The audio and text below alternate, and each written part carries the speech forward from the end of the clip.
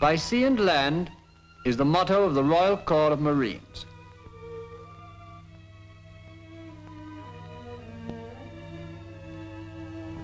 Answer your names. Corporal Gallagher. Sir. Corporal Sawyer. Sir. Marines Ward. Sir. Bowd. Sir. Laws. Sir. Richardson. Sir. Jackson. Sir. Halliday. Sir. Amongst the hosts assembled for the liberation of France were the Royal Marines, the Navy's soldiers.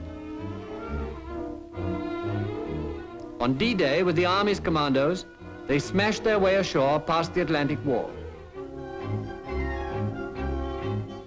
Here, on D+19, is a party of reinforcements going up to fill the gaps in the ranks of fallen comrades.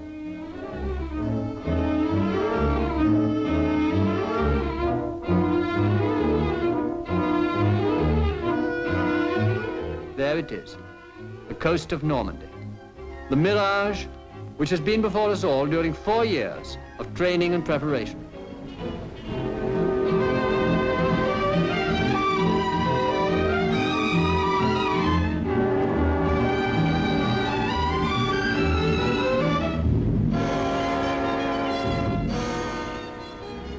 No mirage now, reality at last. France. French sand, French seas, French skies.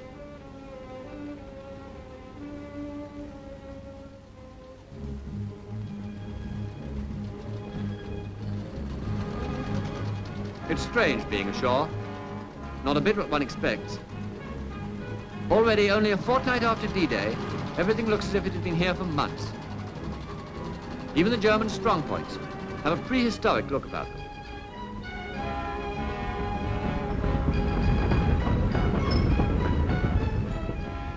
Always, alongside and behind us, the Navy, to bring men and supplies, and to safeguard the routes. On top of this, the Navy has another job, to organize all that passes between the land and the sea. Continuous traffic moves between the ships and the land. Men busy doing 2 different sorts of jobs. Ashore one moment, afloat the next. Boats and ducks run in and out to fetch supplies. Boats, barges, ducks, the movement never ceases. Combined operations isn't just romantic piracy. It's hard work as well. Each man must be 2 people. A sailor afloat, a soldier ashore.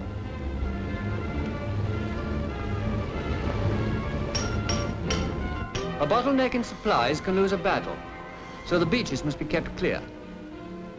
5 days of gale has piled up wreckage worse than the original D-Day damage, and to clear it is part of the sailor's job.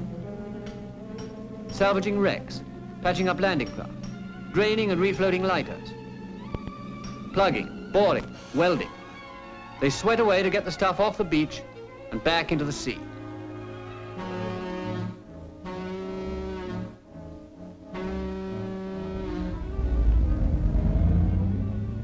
The way to the front line lies across the Caen Canal by the Pegasus Bridge, named after the airborne troops who took it, and into the range of the enemy guns. Up to the ridge, past the abandoned wrecks of the gliders, still lying like wounded butterflies, exactly where they'd come down.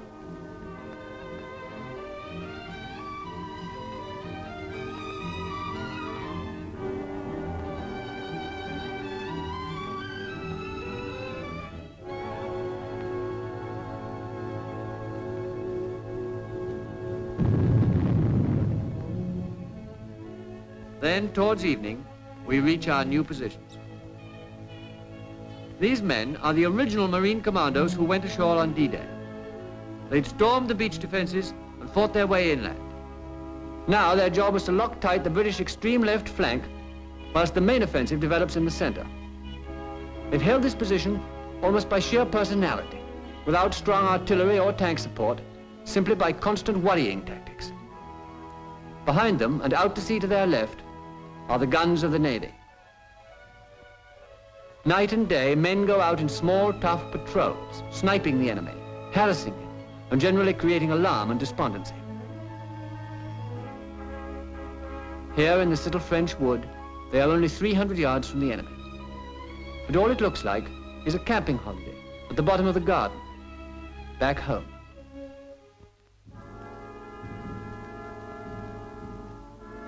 That evening, the new party see their first Germans. Dead ones.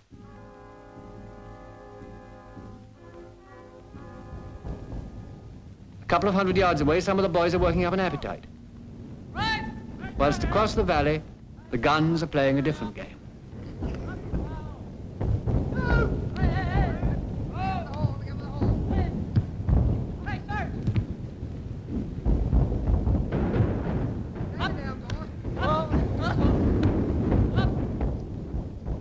But neither the football nor the guns disturb the French peasant.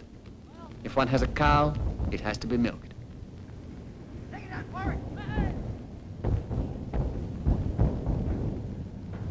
Then our men go back to their supper.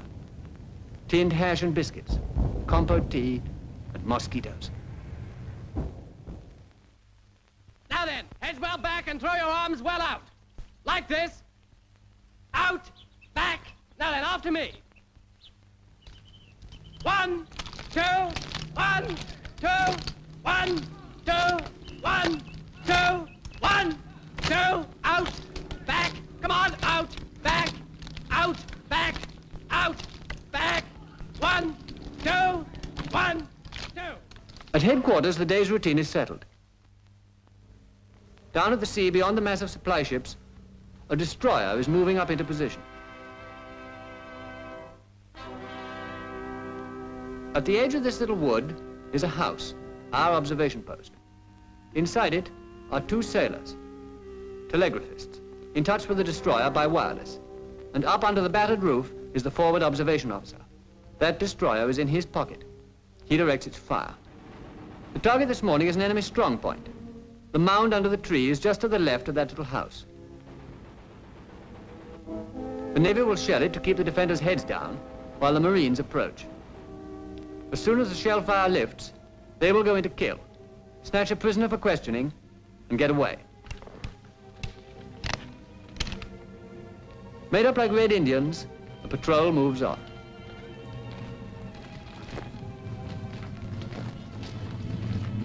Between our lines and the enemy, there is little life. Houses are deserted, hamlets abandoned.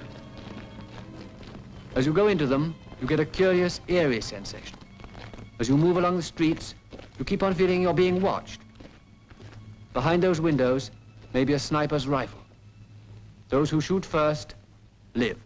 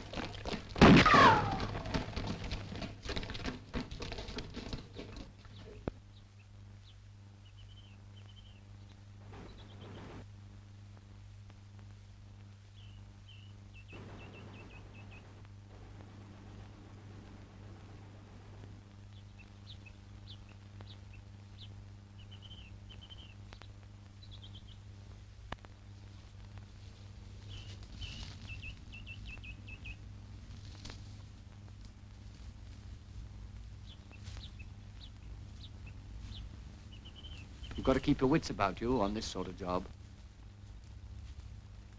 You've got to be quiet, cautious, alert.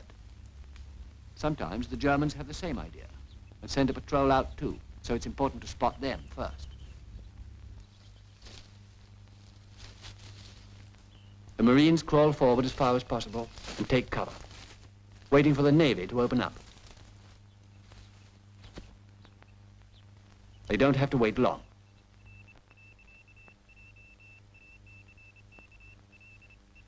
Guns ready?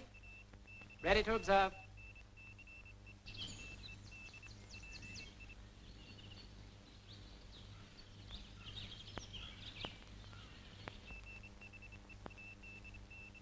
Away.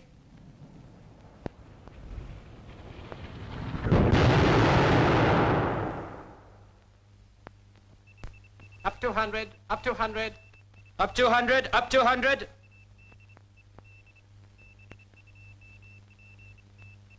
Away.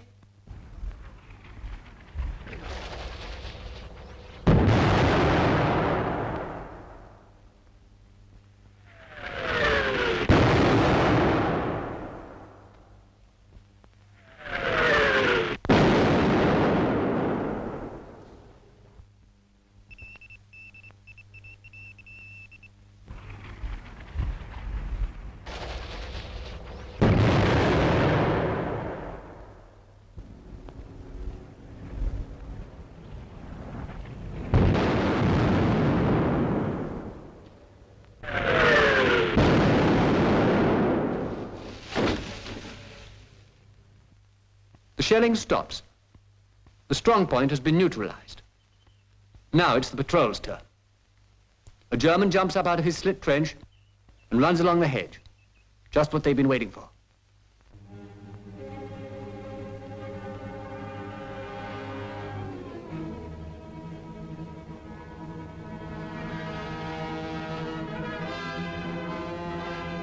Every German they take is one payment off the score. And the score is a pretty heavy one. We lost good men coming ashore on D-Day. Men we knew and liked. Men we shan't forget. So, day by day, these Marines are doing their job. The trivial daily round of the fighting man, as they have done it 1,000 ways since D-Day, by sea and land. By sea and land. Our thoughts are reaching back over the sea to England.